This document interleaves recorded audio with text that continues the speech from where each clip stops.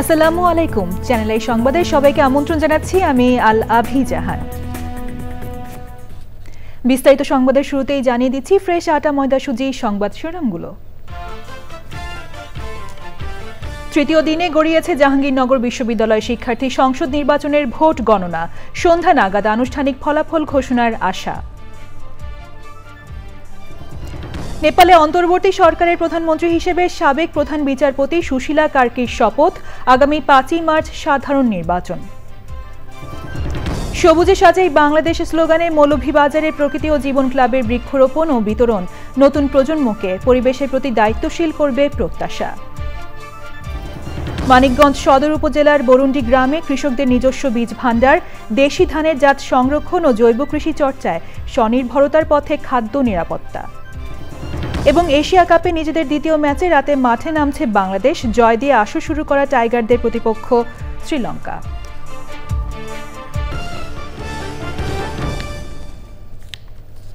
সংবাদ শিরোনামগুলো জানাচ্ছিলাম। এখনকার এই সংবাদ আয়োজন একই সঙ্গে চ্যানেল আই এর ইউটিউব চ্যানেলে এবং চ্যানেল আই এর ওটিটি প্ল্যাটফর্ম আইস্ক্রিনে লাইভ স্ট্রিম হচ্ছে। এবার বিস্তারিত। জাহাঙ্গীরনগর বিশ্ববিদ্যালয় কেন্দ্রীয় শিক্ষার্থী সংসদ জাকসু ও হল সংসদ নির্বাচনে ভোট গণনা তৃতীয় দিনে গড়িয়েছে। 21টি হলের মধ্যে এ পর্যন্ত 19টি হলের ভোট গণনা শেষ হয়েছে। এখনো 2 হলের ভোট গণনা বাকি। এ নিয়ে জানতে জানাতুল বাকিয়া কেকার কাছে যাচ্ছি। তিনি জাহাঙ্গীরনগর বিশ্ববিদ্যালয়ে আছেন। কেকা, ভোট গণনা ও জাকসু নির্বাচনের আপডেট আমাদের জানাবেন।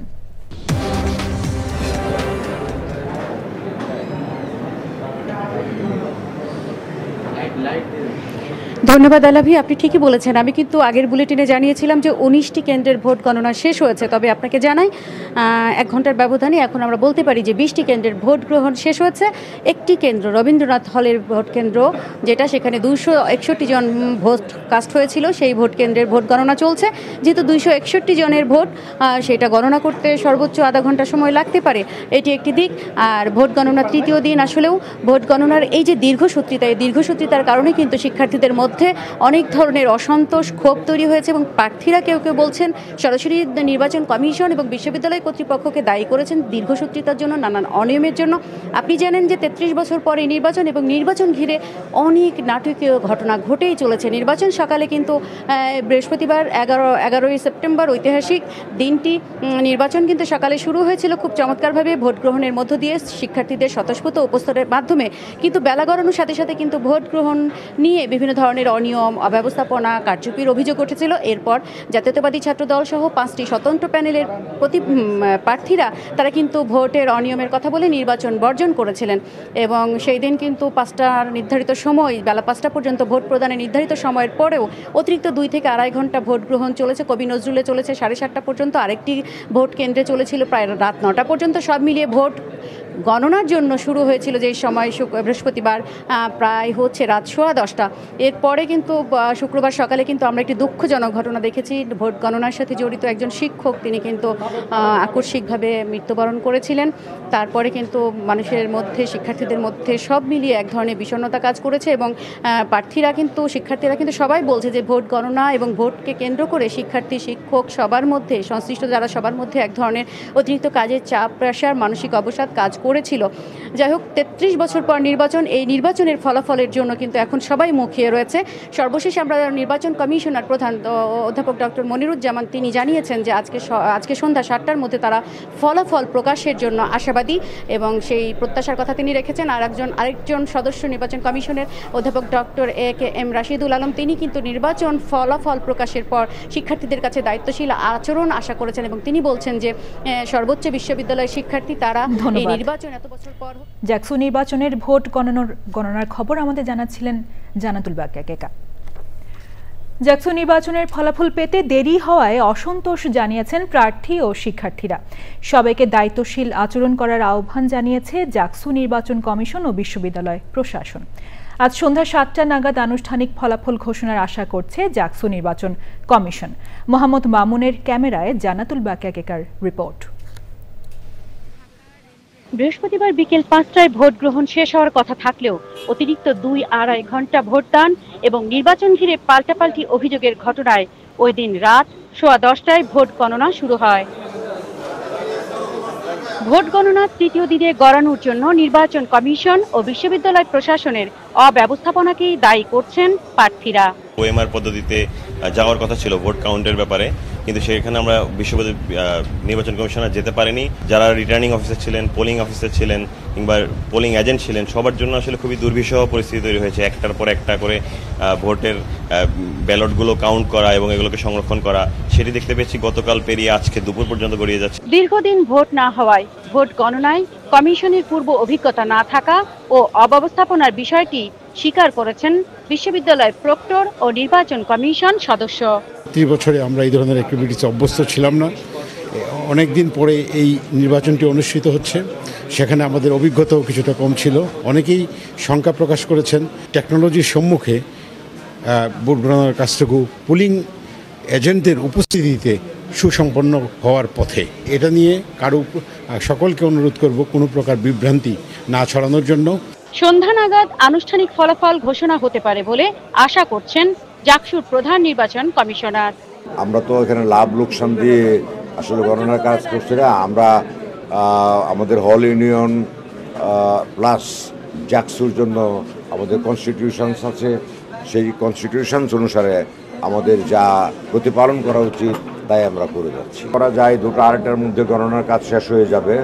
তারপরে রেজাল্ট ঘোষণা করতে হলে আমাদের কিছু প্রস্তুতিমূলক কাজ আছে, সেখানে আমাদের কিছু সময় খরচ হবে। সেই মিলিয়ে আশা করি 7টার মধ্যে ঘোষণা করতে পারবো। ভোটে নানান অনিয়মের অভিযোগে কয়েকটি প্যানেলের নির্বাচন বর্জন, অব্যবস্থাপনার অভিযোগে 3 শিক্ষকের নির্বাচনী কাজ থেকে সরে দাঁড়ানো, 1 শিক্ষকের মৃত্যু এবং নির্বাচন কমিশনারের পদত্যাগের ঘটনায় ভোট গণনা নিয়ে জটিলতা দেখা দেয়। জাহাঙ্গীরনগর বিশ্ববিদ্যালয় থেকে জান্নাতুল বাকিয়া, চ্যানেল আই। ডাকসু নির্বাচনে গণতান্ত্রিক ছাত্র সংসদ সমর্থিত বৈষম্য বিরোধী শিক্ষার্থী সংসদ প্যানেলের কেউ পাশ করতে পারেননি। বিভাজনের রাজনীতি, বেফাঁস বক্তব্য এবং কারো কারো অনৈতিক কর্মকাণ্ডে জড়ানোর অভিযোগকে এর কারণ বলে মনে করেন সাধারণ শিক্ষার্থীরা।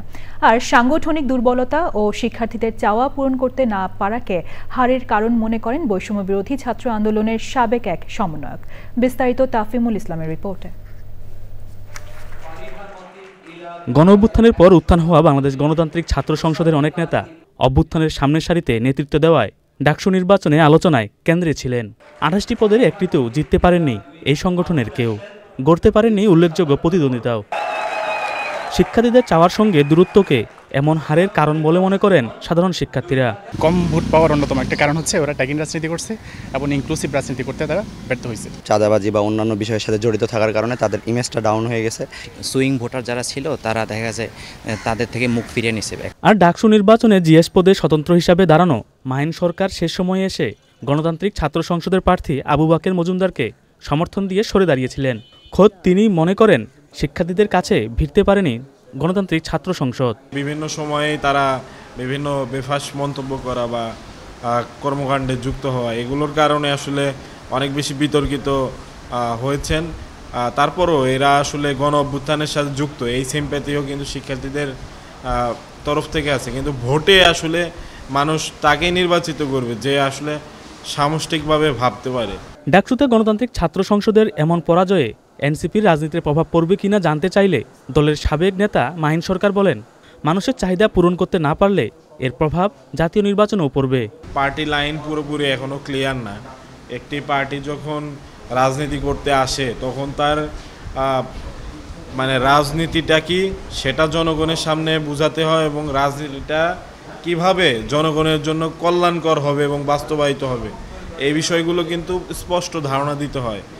তো সেই জায়গা থেকে তো অবশ্যই প্রভাব ফেলবে। তো তারপরও এখনো সুযোগ আছে ওভারকাম করার। আগামী ডাকসু নির্বাচনের প্রস্তুতি নিয়ে এখন থেকেই শিক্ষার্থীদের মাঝে কাজ করলে পরিস্থিতি ইতিবাচক পরিবর্তন হতে পারে বলে তার মতো সাবেক সমন্বয়কেরা মনে করেন। তাফহিমুল ইসলাম, চ্যানেল আই, ঢাকা। নেপালের অন্তর্বর্তী সরকারের প্রধানমন্ত্রী হিসেবে সাবেক প্রধান বিচারপতি সুশীলা কার্কি শপথ নেওয়ার পর পার্লামেন্ট ভেঙে দেওয়া হয়েছে। 2026 সালের 5ই মার্চ দেশটিতে সাধারণ নির্বাচনের তারিখ ঘোষণা করা হয়েছে।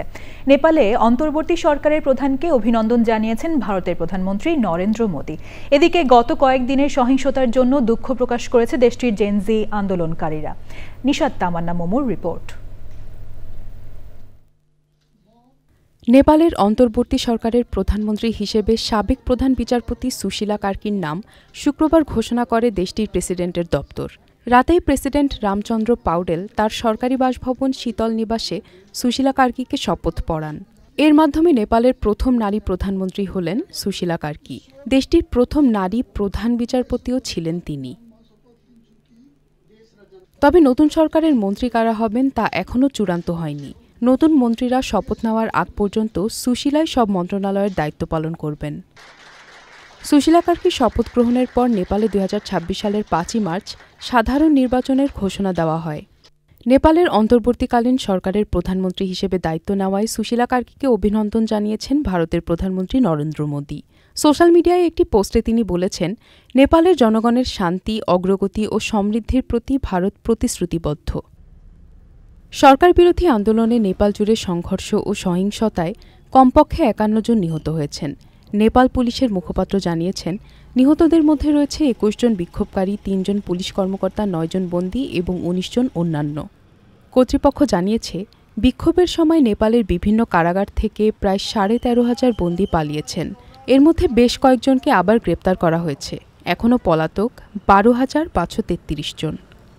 নিশাত তামান্না মোমো, চ্যানেল আই। এক সময়ে সুবিধাবঞ্চিত শিশুদের যারা সফল হয়েছেন তাদের সহায়তায় পিছিয়ে পড়া শিশুদের ভবিষ্যৎ গড়তে যাত্রা শুরু করেছে ওয়ার্ল্ড ভিশনের নতুন কর্মসূচি প্রতিশ্রুতি। বিল্ড বাংলাদেশের সহায়তায় নতুন এই বিনিয়োগ কর্মসূচি সমাজের সুবিধাবঞ্চিত শিশুদের উজ্জ্বল ভবিষ্যৎ গড়ায় কাজ করবে বলে আশা করছেন সংশ্লিষ্টরা। মাসরুর শাকিলের রিপোর্ট। স্বাধীনতার পর থেকে দেশে আর্থ-সামাজিক উন্নয়নে কাজ করছে আন্তর্জাতিক খ্রিস্টান উন্নয়ন সংস্থা ওয়ার্ল্ড ভিশন। এই সংস্থার সহায়তায় একসময়ের সুবিধাবঞ্চিত শিশুদের বড় একটি অংশ এখন নিজ নিজ ক্ষেত্রে প্রতিষ্ঠিত। সাবেক স্পন্সর চাইল্ডদের সহায়তা নিয়ে শুরু হলো ওয়ার্ল্ড ভিশনের নতুন কর্মসূচি প্রতিশ্রুতি 2025। I think it is important because World Vision has been here for almost 54 years, as long as the country has been in operation as well. And today we are seeing just a sample of 100 former children who were supported by World Vision. তারা যেমন পেয়েছে, আগামী দিনে তারাও এরকম পিছিয়ে পড়া শিশুদের জন্য আরও কিছু দান করবে। এইটাই একটা মহৎ উদ্যোগ আমি বলে মনে করি। ওয়ার্ল্ড ভিশনের এই কর্মসূচির কৌশলগত অংশীদার ইম্প্যাক্ট ইনভেস্টমেন্ট নিয়ে কাজ করা বিল্ড বাংলাদেশ এবং চ্যানেল আই। ইন্টারজেনারেশন ওয়েলবিইংয়ের জন্য আমরা একটা ক্যাপিটাল রেজ করছি, সেটাকে আমরা একটা সিস্টেমেটিক ওয়েতে আমরা গ্রো করাবো এবং অ্যাট দ্য সেম টাইম আমরা চিরকাল যেটা দেখে আসতেছি, বাঙালির যেটা ইচ্ছা যে মানুষের পাশে দাঁড়ানো, সেই দাঁড়ানোটাও হবে, অ্যাট দ্য সেম টাইম মানিটাও ফ্লো করবে। পিছিয়ে পড়া শিশুদের জন্য কাজ করার সুযোগ পেয়ে আনন্দিত সাবেক স্পন্সর চাইল্ডরা। আমরা যারা আছি আমরা 1 কোটি টাকা রেজ করতে পারি, আসলেই পারি, কিন্তু আপনারা যদি সবাই ঐক্যবদ্ধ হন, অনেকে চেনেন কে কোথায় আছে। শিশুদের ভবিষ্যৎ সুনিশ্চিত করতে বিনিয়োগ উদ্যোগ দ্রুত জনপ্রিয় হবে ও বিস্তার লাভ করবে বলে প্রত্যাশা ওয়ার্ল্ড ভিশন, বিল্ড বাংলাদেশ ও চ্যানেল আই এর। Masrur Shakil, channel I, Dhaka. ধ্বংসের দ্বারপ্রান্তে থাকা বাস্তুতন্ত্রের প্রাণ ফেরাতে সবুজে সাজেই বাংলাদেশ স্লোগানে মৌলভীবাজারে বৃক্ষরোপণ ও বিতরণ করেছে প্রকৃতি ও জীবন ক্লাব। পরিবেশ সুরক্ষার অভিযাত্রায় সহযোগী মোবাইল নেটওয়ার্ক অপারেটর বাংলালিংক। এমন উদ্যোগ নতুন প্রজন্মকে পরিবেশ প্রতিবেশের প্রতি দায়িত্বশীল করে তুলবে প্রত্যাশা বিশিষ্টজনদের। এম এ সালামের তথ্য ভিডিও চিত্রে আফরোজা হাসির রিপোর্ট। সারিবদ্ধ চা বাগান, উঁচু নিচু পাহাড় টিলা, মাধবকুণ্ড জলপ্রপাত আর সবুজের প্রাচুর্যে ভরা জেলা মৌলভীবাজার। তবে উন্নয়নের নামে অবকাঠামো যত বাড়ছে ততই কমছে সবুজের পরিমাণ। পরিবেশ সংরক্ষণে বাংলালিংকের সঙ্গে নিয়ে মৌলভীবাজারেও প্রকৃতি ও জীবন ক্লাবের বৃক্ষায়ন। সবুজে সাজাই বাংলাদেশ এই প্রতিপাদ্যে মৌলভীবাজারে বৃক্ষরোপণ কর্মসূচি পালন করেছে প্রকৃতি জীবন ক্লাব। এখানে ফলদ, বনজ, ঔষধি নানা ধরনের বৃক্ষ রোপণ ও বিতরণ করা হয়। আমরা গবেষণায় দেখেছি গ্রীষ্মকালে তাপমাত্রার যে বৃদ্ধি পায় তাকে যদি প্রশমিত করতে হয় তাহলে কিন্তু বৃক্ষের বিকল্প নেই। বড় বড় বৃক্ষের আচ্ছাদনের মাধ্যমে যদি আমরা বাড়ির চারপাশকে ঘিরে রাখি তাহলে 10% বিদ্যুতের সাশ্রয় হয় বছরে। আসুন আমরা বাংলাদেশটাকে এই বৃক্ষের মাধ্যমে সবুজ করি এবং এই যে তাপমাত্রা, এই তাপমাত্রাকে আমরা প্রশমিত করি। সচেতনতা বৃদ্ধির বর্ণিল শোভাযাত্রায় অংশ নেয় আজাদ বক্ত উচ্চ বিদ্যালয় ও কলেজের শিক্ষার্থী সহ নানা শ্রেণী পেশার মানুষ। দেশীয় বিভিন্ন গাছের চারা পেয়ে উচ্ছ্বসিত শিক্ষার্থীরা। উষ্ণায়নের জন্য বাংলাদেশের তাপমাত্রা দিন দিন বৃদ্ধি পাচ্ছে। বৃক্ষনিধন বন্ধের পাশাপাশি প্রচুর পরিমাণে গাছ লাগাতে হবে। গাছ আমাদের অক্সিজেন দেয়, যার সাহায্যে আমরা বেঁচে থাকতে পারি। শুধু পরিবেশ রক্ষাই নয়, বৃক্ষায়নকে সামাজিক দায়িত্ববোধের উদাহরণ বলছেন সুধীজনরা। এই যে একটা মহৎ উদ্যোগ, এটাকে আসলে আমরা একসাথে সামনের দিকে আরো অনেক কাজ করতে চাই। বন অধিদপ্তরকে বৃক্ষরোপণ কর্মসূচি বাস্তবায়নে সহযোগিতা করে যাচ্ছেন এবং বৃক্ষরোপণ কর্মসূচির প্রচার কার্যক্রম বৃদ্ধি পাচ্ছে। পরিবেশের টেকসই উন্নয়নে পরিকল্পিত নগরায়ন সহ পরিবেশ বান্ধব প্রযুক্তি নিশ্চিতের তাগিদ বিশেষজ্ঞদের। আফরোজা হাসি, চ্যানেল আই। মানিকগঞ্জ সদর উপজেলার বরুন্ডি গ্রামে কৃষকরা গড়ে তুলেছেন নিজস্ব বীজ ভাণ্ডার। দেশি ধানের জাত সংরক্ষণ আর জৈব কৃষি চর্চার মধ্য দিয়ে তারা এখন এগিয়ে যাচ্ছেন খাদ্য নিরাপত্তা ও স্বনির্ভরতার পথে। স্থানীয় কৃষকেরা বলছেন, বাইরের বাজারের উপর নির্ভর না করে নিজেদের বীজই তাদের সবচেয়ে বড় শক্তি। মাঠে গিয়ে দেখা গেছে সংগঠিত হয়ে বিভিন্ন প্লটে ধান গবেষণা কার্যক্রম চালাচ্ছেন তারা। বিস্তারিত জানাচ্ছেন শাইখ সিরাজ। একসময় কৃষকরা নিজেরাই বীজ সংরক্ষণ করতেন। প্রকৃতির সঙ্গে খাপ খাওয়ানো দেশি ধানই ছিল জীবিকা আর স্বাদ বৈচিত্র্য। সেই ঐতিহ্যকে নতুনভাবে ফিরিয়ে আনতে সংগঠিত হয়েছেন মানিকগঞ্জ সদর উপজেলার বরুন্ডি গ্রামের কৃষকরা। এখানে কৃষকরা গড়ে তুলেছেন নিজস্ব বীজ ভাণ্ডার। পাট বীজ, সবজি বীজ, তারপরে আপনার ওই যে মশলার বীজ, এখানটা ধরেন 40 ধরনের বীজ আছে। আর ধানের বীজ আছে 142। শুকনো মরিচের এখানে বীজ রাখি বাড়িতে, এই যে বীজ অনেক সময় জ্বালায়ও না, আর এখানে সংরক্ষণটা ভালো থাকে। পাশাপাশি জৈব সার, কেঁচু কম্পোস্ট এবং সবুজ সার ব্যবহার করে জমির উর্বরতা ফিরিয়ে আনছেন তারা। এতে উৎপাদন খরচ যেমন কমছে, বাড়ছে আত্মনির্ভরশীলতা। মুগবুল ধানের বীজ নিচ্ছি আর ওই যে চিনিগুড়া ধানের বীজ নিচ্ছি। ভার্মি কম্পোস্ট সারটা দিয়ে ব্যবহার করি, তাতে আমি অনেক পরিমাণ লাভবান আছি। মেহগনি গাছের গুঁটা থেতলিয়ে জমির বিভিন্ন জায়গায় ছিটিয়ে দিতাম, যাতে মাজরা পোকা আমাদের ধানকে আক্রমণ না করে।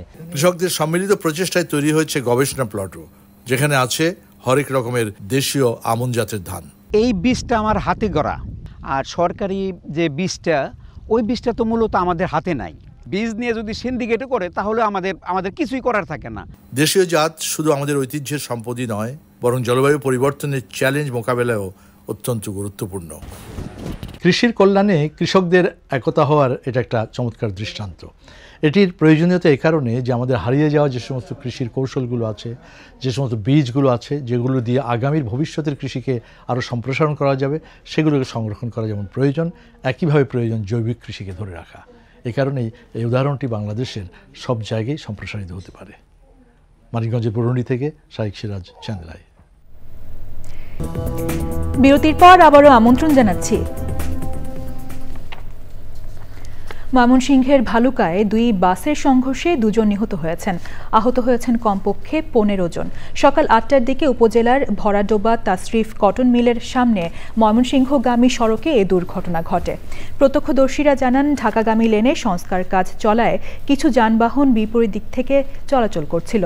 সে সময় শ্যামলী বাংলা পরিবহনের একটি বাস উল্টো পথে চলার সময় ময়মনসিংহগামী আয়ান রায়ান পরিবহনের বাসের সাথে মুখোমুখি সংঘর্ষ হয়।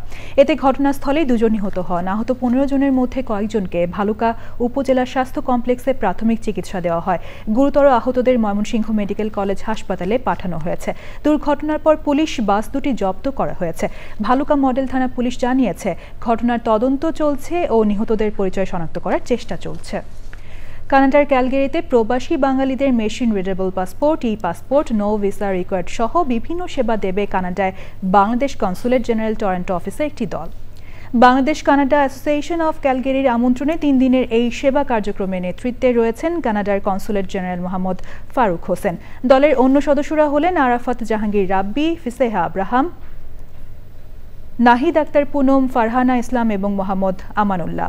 কার্যক্রম উদ্বোধন অনুষ্ঠানে ছিলেন বাংলাদেশ কানাডা অ্যাসোসিয়েশন অফ ক্যালগেরির সভাপতি ইকবাল রহমান, সাধারণ সম্পাদক আসিফ হোসেন, সাইফুল ইসলাম মিশন এবং বাংলাদেশ কানাডা অ্যাসোসিয়েশনের উপদেষ্টা ও সুধী জনেরা। 3 দিনের এই কার্যক্রমে 600-র বেশি মানুষকে সেবা দেওয়া হয়। জাতিসংঘের সাধারণ পরিষদে বিপুল ভোটে স্বাধীন ফিলিস্তিনি রাষ্ট্র প্রতিষ্ঠার প্রস্তাব পাশ হয়েছে। ফ্রান্স ও সৌদি আরবের তোলা প্রস্তাবের পক্ষে ভোট দেয় 142টি দেশ, বিপক্ষে ভোট পড়েছে 10টি, আর ভোট দেওয়া থেকে বিরত ছিল 12টি দেশ। শুক্রবার নিউ ইয়র্কে জাতিসংঘ সদর দপ্তরে এই ভোটাভুটি হয়। জাতিসংঘের এই সমর্থনকে লজ্জাজনক বলেছে ইসরায়েল। এদিকে গাজায় সর্বশেষ ইসরায়েলি হামলায় আরও কমপক্ষে 65 ফিলিস্তিনি নিহত হয়েছেন।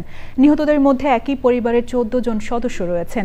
এদিকে হোয়াইট হাউসে মার্কিন পররাষ্ট্রমন্ত্রী ও ভাইস প্রেসিডেন্টের সঙ্গে দেখা করে দোহায় হামাস নেতাদের উপর ইসরায়েলের হামলার নিন্দা জানিয়েছেন কাতারের প্রধানমন্ত্রী শেখ মোহাম্মদ বিন আব্দুল রহমান বিন জসিম আল থানি। এদিকে হামাস বলেছে গাজা থেকে ইসরায়েলি সেনাদের সম্পূর্ণ প্রত্যাহার, ভূখণ্ড পুনর্গঠন ও আটককৃতদের মুক্তি না দিলে লড়াই চলবে। এবার রয়েছে নিটল ডাটা কৃষি সংবাদ।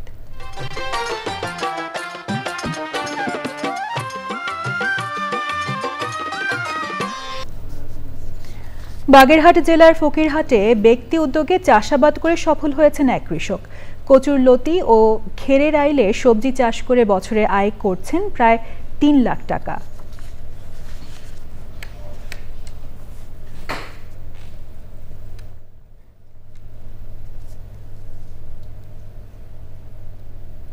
এবার প্রকৃতি সংবাদ।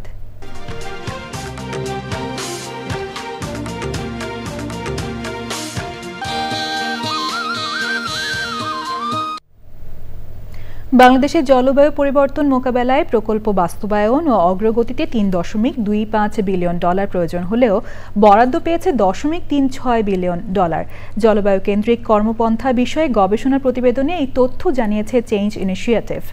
গবেষণায় জানানো হয়েছে জলবায়ু পরিবর্তন মোকাবেলায় বরাদ্দে ঘাটতি থেকে যাচ্ছে।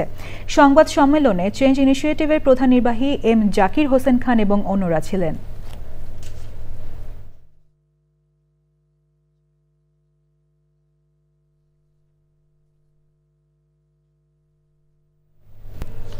সবশেষে ফ্রেশ আটা, ময়দা, সুজি সংবাদ শিরোনামগুলো জানিয়ে দিচ্ছি আরও একবার। তৃতীয় দিনে গড়িয়েছে জাহাঙ্গীরনগর বিশ্ববিদ্যালয় শিক্ষার্থী সংসদ নির্বাচনের ভোট গণনা। সন্ধ্যা নাগাদ আনুষ্ঠানিক ফলাফল ঘোষণার আশা। নেপালে অন্তর্বর্তী সরকারের প্রধানমন্ত্রী হিসেবে সাবেক প্রধান বিচারপতি সুশীলা কার্কির শপথ। আগামী 5 মার্চ সাধারণ নির্বাচন। সবুজে সাজাই বাংলাদেশ স্লোগানে মৌলভীবাজারে প্রকৃতি ও জীবন ক্লাবের বৃক্ষরোপণ ও বিতরণ। নতুন প্রজন্মকে পরিবেশের প্রতি দায়িত্বশীল করবে প্রত্যাশা। মানিকগঞ্জ সদর উপজেলার বরুন্ডি গ্রামে কৃষকদের নিজস্ব বীজ ভাণ্ডার, দেশি ধানের জাত সংরক্ষণ ও জৈব কৃষি চর্চায় স্বনির্ভরতার পথে খাদ্য নিরাপত্তা। এবং এশিয়া কাপে নিজেদের দ্বিতীয় ম্যাচে রাতে মাঠে নামছে বাংলাদেশ। জয় দিয়ে আসর শুরু করা টাইগারদের প্রতিপক্ষ শ্রীলঙ্কা।